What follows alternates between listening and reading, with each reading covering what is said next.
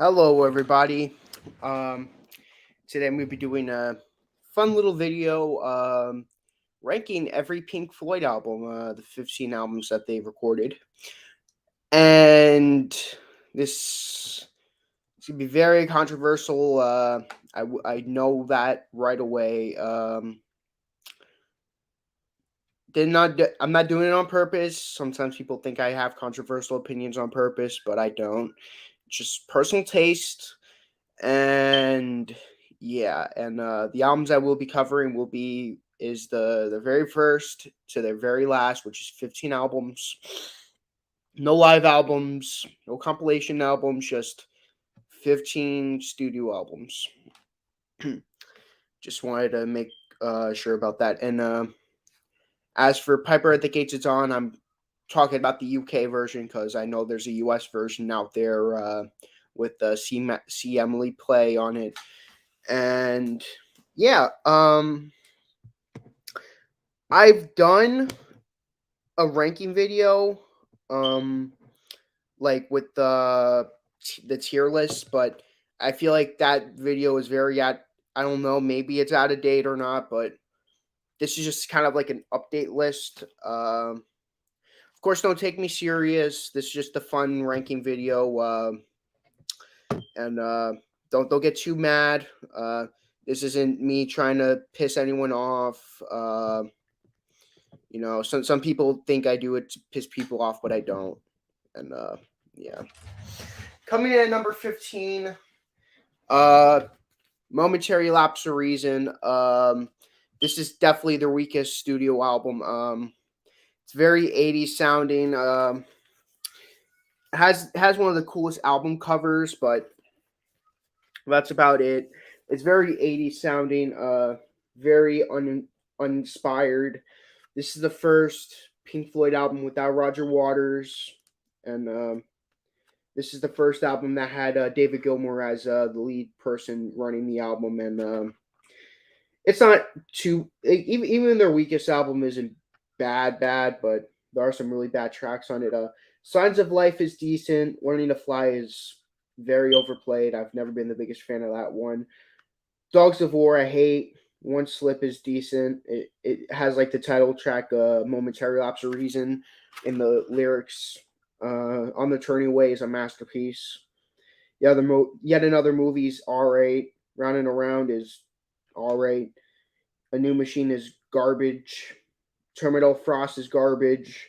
A New Machine Part 2 is garbage. Sorrow is pretty decent. It's pretty good. But yeah, this is definitely their weakest album. Number 15. Coming in at number 14 is their album Endless River. And supposedly finding a vinyl copy of this is hard nowadays. Thankfully I have my vinyl copy, but it's boring most of the time. Louder Than the Words is definitely the strongest track on the album. This is supposed to be like Richard Wright. Forgot, can't think what I'm thinking right now. It's supposed to be like hey, no, Richard Wright has passed away. A dedicated album towards him, and it's not bad at all. It's just very boring for like most of the album. It's good. It's a good album to like listen to if you're like studying or whatever, and you just want relaxing music in the background. It is a double album because it's very long, and yeah. Coming in at number 13 might come a little upset. Might upset a little people. Division Bell. My biggest problem with this album is that they try way too hard to they try way too hard to like get the spirit that they had when they were recording with Roger Waters, like Dark Side of the Moon, Wish You Were Here, The Wall, and Animals. Like they tried they try to like be like, hey, here's us doing that again. And it just comes off as lazy and uninspired, and the fact that this album went number one in a bunch of countries is very shocking to me. So yeah, that's my number 13. Coming in at number 12, um, I wouldn't say this would piss off a lot of people, but maybe to some people who are really into Roger Waters might disagree with me. The Final Cut. Um, this is their album that they released after the Wall. Bunch of Wall reject songs. I wouldn't even call this a Pink Floyd album. This is more of a Roger Waters solo. This is like a Roger Waters solo record. Uh, Richard Wright isn't on this album whatsoever. He was fired by then. Uh, you know, he's my favorite member, so automatically this album gets crap for this. This album is automatically a weaker album because of that. Uh, Roger Waters does most of the lead vocals, and to me, he's a very weak vocalist. What else? Not only that, but the fact that they would choose to record, I wouldn't say that it was Roger Waters, that they would pick Wall reject songs and just throw them all on here and be like, to me, it just comes off as lazy. A lot of songs from here was gonna be on the Wall movie, but never was. This is weird that they were even thinking about doing that. To me, there are some good tracks on here. The Fletcher Memorial Home is great. When the Tigers Broke Free is a great song. The title track is decent. Not Now John is great. The only lead vocal with David Gilmour as a lead vocalist. So it's not a bad record. It's just weaker. That's gonna be a lot of what you're gonna be hearing me say about that with my bottom picks. Number 11. Here is where the controversy. 14, 13, 12. Yeah, 11. Here's where the controversy really begins. The Wall. A lot of problems with the Final Cut I have with this album. Like many problems I have with the Final Cut I have on this album. Richard Wright has little to do with this album. David Gilmour gets very little songwriting on this album. This is almost like a Roger Waters solo album, but it's not as bad as the Final Cut, but it's getting there though. It's getting closer to that, and yeah, it gets pretty bad. Before I get into the tracks I despise, I will mention the songs I do really like. In the Flesh, Another Brick in the Wall Part 2 with the Happiest Days of Our Lives is one of those two, even though they're overplayed a little bit. Mother, Goodbye Blue Sky, Hey You got really overplayed, but it's still decent. Comfortably Numb, masterpiece. The Show Must Go On is great. That's about it with all the songs I really like. Now for the songs I hate. The Thin Ice is really boring. Same with Another Brick in the Wall Part 1. That's really boring. Empty Spaces is boring. Young Lust is just to me a throwaway song. One of My Turns is boring for the first half, but then the second half gets decent. Another Brick in the Wall Part 3 is just shitty. Goodbye Cruel World's boring. Is There Anybody Out There is a throwaway. Nobody Home is boring. Vera is boring. Bring the Boys Back Home is boring. Waiting for the Worms is just, I don't know. I can't stand that song. Stop is I can't really complain about that track. The Trial, it sounds like something that will be in a Walt Disney movie, and I hate that song. Outside the Wall is just boring. Yeah, I have a lot to complain about that about these albums about the songs on this album. The crappy songs, the really great songs ratio is very little. Like the great songs is very little. So yeah. Coming in at number 10 though, I was discussing this with Jason. Obscured by Clouds. This is the lowest you'll see me put their pre Dark Side of the Moon stuff. I don't really like this album because it's very unmemorable.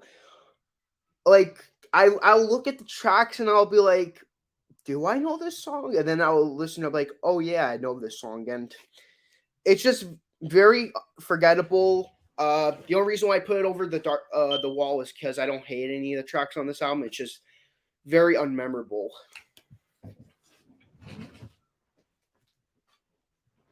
Number 9, Animals.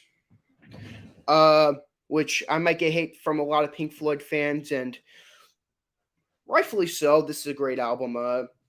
This like from Animals onward is like albums that I really like. So right there.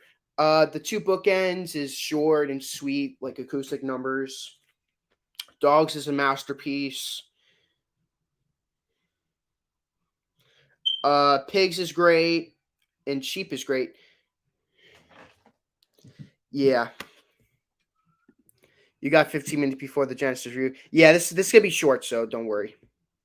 Yeah, but Animals. I know Garrett, you haven't listened to this record yet. It's good, but it gets a little preachy, and this is like where the band starts to get a little tension. It's where Roger Waters starts to take a lot of control, and yeah, that's my biggest problem. Is that number 8, Dark Side of the Moon.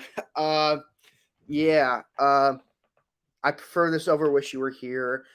Uh, the only reason why I put this so low on the list is because of how many overplayed songs I hear on the radio.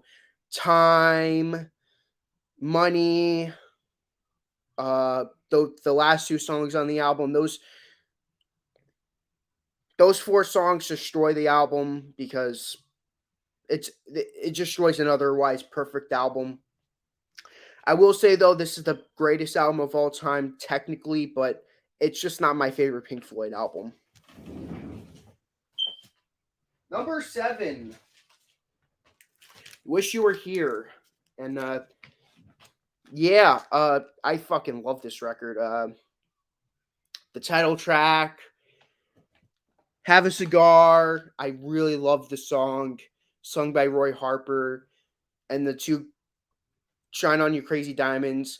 The only reason why I put it at number 7 is I can't stand Welcome to the Machine, and that song goes on for 7 minutes, I think. And that's the only song that's preventing me from putting it higher on the list. Number 6, Metal. When I first heard this record, hats off for a cigar, man. Yeah.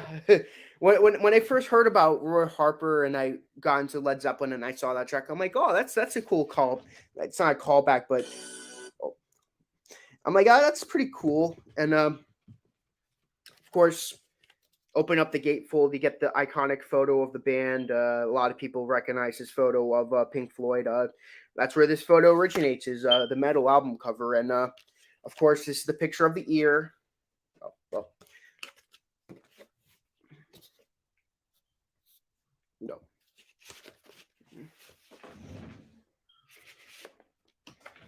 Yes.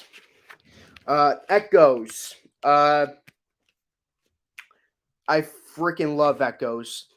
Probably in my top 5 favorite Pink Floyd songs of all time. Whenever I listen to it, this song and Us and Them, which I should have mentioned when I was going over Dark Side of the Moon, but I'm going a little faster because I want to get into the review with Garrett and the other guys. And I so wasn't an original pressing because this is a remastered copy I'm holding right now. I really like Echoes. It's their lot to me their last masterpiece before us and them to me is their last masterpiece. But Shine on You Crazy Diamond 1 through 5 is their last masterpiece. That I'll that's her last masterpiece is Shine on You Crazy Diamond part 1 through 5. I think that's the first track on Wish You're Here. Yes, that is. Uh I could say so many things about Echoes, but the only way you could understand Echoes is if you listen to it yourself. Yeah. But Comfortably Numb, it's great, but I wouldn't consider it to be like I don't know. I wouldn't consider it to be up there with Echoes or Us and Them or Shine on You Crazy Diamond, but it is up there though. I love me some Comfortably Numb. That was one of the few tracks that I mentioned on the wall of being great. So I don't hate Comfortably Numb at all. I actually really quite like it. But yeah, this is my number 6 spot. Coming in at number 5 uh is what a lot of people call the Cow album. Uh Adam Hart Mother. And the first song on this album is a 20 minute plus minute track. Um I may or may not do a track versus track with this with I can't think of the name of the album right now. 2112 by Rush, because both start off with a 20 minute, then the other was like 5 tracks. No, I lied. This song has this album has 5 tracks. Uh yeah. Adam Hart Mother is amazing. Uh Definitely check it out if you haven't. It's like classical music mixed with rock and roll. I like it a lot. Flip over to side 2. If which is Roger Waters' most beautiful songs. I quite like the song a lot. Doesn't get the recognition it deserves. Summer of '68 is definitely in my top 5 favorite Pink Floyd songs at least. If you haven't listened to that song, check it out. Fat Old Son, which is another great song, but it's the weaker out of the first 4 tracks. It's all right. And Alan's Psychedelic Breakfast, which weakest track on the album. The only thing that's really preventing me from putting it any higher on the list, to be honest. Number 4, Saucer Full of Secrets. This is their first album. Okay. Got a message. First album kinda without Sid Barrett. He was on the third and last track on the album. Set the Controls of the Hardest Son's the only song with all 5 members on the album. It shows David Gilmour on the album cover, but Sid Barrett's on the album too. Let There Be More Light is great. I love the vocals on it. It has a reference to Lucy in the Sky with Diamonds by the Beatles, which is cool. Remember a Day is amazing track by Richard Wright. He's my favorite member of the band, so I'm almost automatically like. I don't really like metal. Really? I thought you did like metal. Oh, I guess it's just Echoes you really like. Fair enough. I love metal. Yeah. Set the Controls of the Hardest Son. I much prefer a live version, which I will be going into. Corporal Clegg, which is a kind of a goofy song about Roger Waters' dad dying in not Vietnam, World War II. A Saucer Full of Secrets, which this version's really good. Oh, that I had a feeling. I had a feeling you were gonna. I thought you had a feeling you were talking about this album. I'm like metal. I thought you really liked metal. I guess not. I guess it was just Echoes. Yeah, I was like I thought you really liked metal. Okay, okay, that's. I'll say I guess it's just metal. I guess it's just echoes you really like.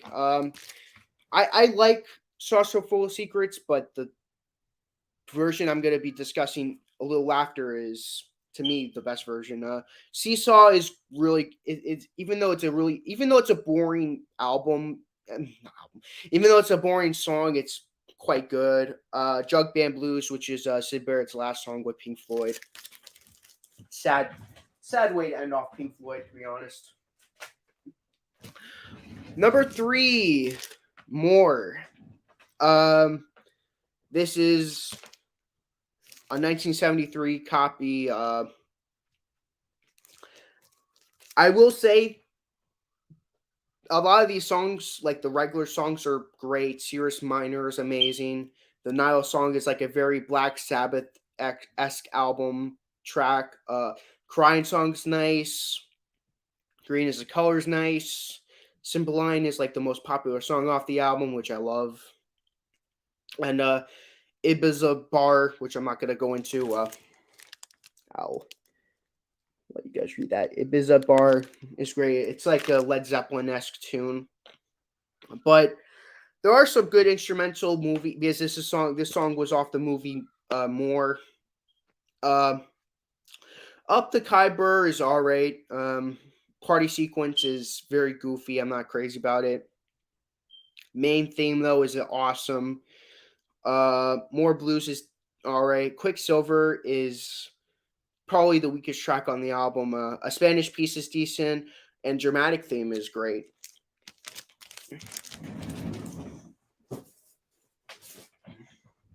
Coming in at number two. I know right now you guys are thinking, wow, he already discussed all the good Pink Floyd albums. Why should I be watching this? Which, that's fair. Number two, Piper at the Gates of Dawn. Their first record. I love this album. Astronomy Domain is such a groundbreaking way to start off your album making career. Lucifer Sam is great. Matilda Mother is beautiful. Flaming is really good. Power Art Talk H is decent. Very I don't know how to describe it. Very can't think right now. Very avant-garde. Take up thy Astronomy Domine. Yep. Thanks for telling me. Take up thy stethoscope and walk. Waters' first lead vocal and written song on a Pink Floyd album, which is cool. And it's really cool. My favorite part of that song is the very end of the song. Flip over the side too. Interstellar Overdrive is groundbreakingly awesome. The Gnome is really good. Chapter 24 is my favorite song off this album. The Scarecrow is pretty good. Bike I love. It's so weird and unusual, especially the end of the song is great. And yeah, what a great way to start off your career. For the longest time, it was my favorite Pink Floyd album. Now for the biggest controversy of all time, which, well, some people might agree with me. Some people actually really like this album too, like me. Gumma. Bike is, I'm not sure.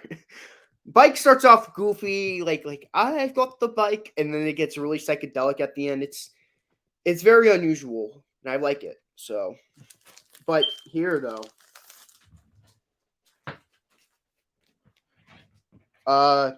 Pink Floyd, Gumma.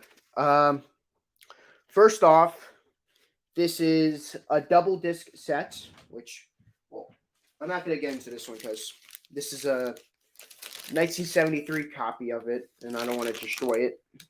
The album cover is in garbage condition, but the records are in perfect condition, so I don't want to destroy the records.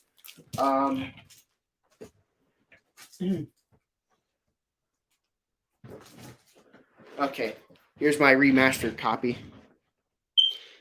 Gumma. Oh, wrong. I think you like the unusual. Yeah, I quite like the unusual. Special several species of small furry animals. I'll get into that. First disc is a live set of their earlier material before this album. Astronomy Domine, which they vastly make it superior on this album. Sid Barrett even listened to this record and was really very approved of this version. He actually quite liked the version of it, so hats off to them. Hats off to Pink Floyd. Careful with that act, Eugene. So much better than the B side that it was originally released on. Flip over to side two. Yeah, only 2 tracks. Flip over to side two. Set the controls for the Heart of the Sun. Way, way, way, way, way better than Saucer for Secrets version. Yes. Listen to the live disc of this album. It is so much better. The live versions of these songs are way, way better than the studio tracks. If you said you liked the Astronomy Domain, so listen to the live versions of these tracks. When I listen to the set the controls for the Heart of the Sun, the Saucer Full of Secrets version, then got to this version, I'm like, this is so much better than that version. And speaking of a version that's way better, Saucer Full of Secrets. Oh my god, it is so much better on this album than it is on that version. This live disc to me is, even though the studio stuff isn't as good as the live stuff. The live stuff to me is what makes this record my number one favorite Pink Floyd album. Yes, you might be like, well, why would you do that? You can't just go by one disc and make it your favorite. Well, it's my channel, it's my list. That's what I'm gonna go by. If I went by the whole piece, then maybe a Piper at the Gets It Done would be my favorite Pink Floyd album. But yeah. Speaking of the studio stuff, very cool concept.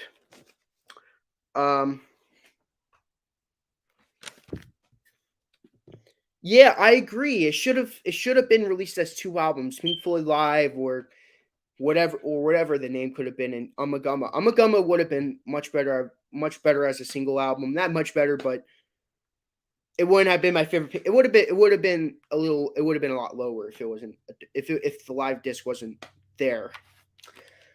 Speaking of the live stuff, speaking of the studio stuff, very unique concept. It's like 4. Sisyphus parts 1 through 4 is just Richard Wright doing all the music. Grantchester Meadows and several species of small furry animals gathered together, grooving with the picked is Roger Waters. The Narrowway parts 1 through 3 is David Gilmour's stuff, and then the Grand Visors Garden Party is Nick Mason's stuff. I'll go into what I think about each of them. Sisyphus starts off on a haunting note with a dun dun dun. It's pretty cool. It gets into some part 2 with the beautiful piano work, and gets crazy with part 3. Then part 4 is great. Grantchester Meadows is a masterpiece. I love it. This is one of Roger Waters' best pieces. Several species of small furry animals gathered together in a piece is bad, but it's funny bad. The Narrowway is a masterpiece. Parts 1 through 3 is great. I love all 3 of them. It's great. And the Grand Vices Party is, when I think of that, it's good. And that's my list. And I got to make a video with Garrett. And yep. See you next time. Bye.